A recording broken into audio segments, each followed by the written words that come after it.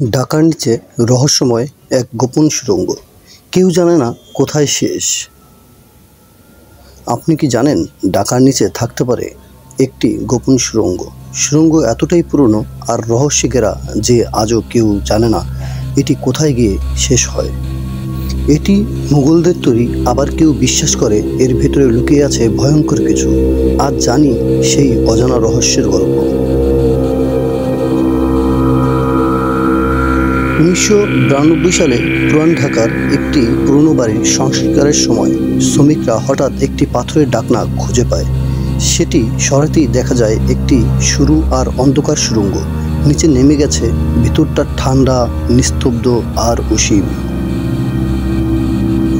স্থানীয়রা সঙ্গে সঙ্গেই শ্রমিকদের সতর্ক করে, এমন সুড়ঙ্গ আগেও নাকি দেখা গেছে।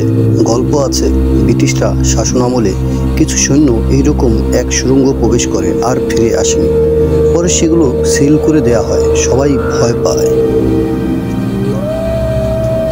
অনেকেই বলেন রাতে তারা মাটির নিচ থেকে পায়ের শব্দ শুনেছেন।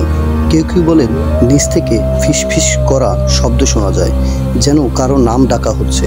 এক লোক একদিন সেই শব্দ অনুসরণ করে ঢুকে পড়ে আর কখনো বের হয়নি।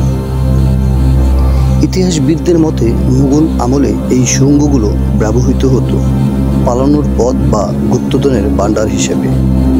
2007 সালে একদল তরুণ ইউটিউবে লাইভে এসে এই সুড়ঙ্গে প্রবেশ করে। ভিডিও ভাইরাল হয়।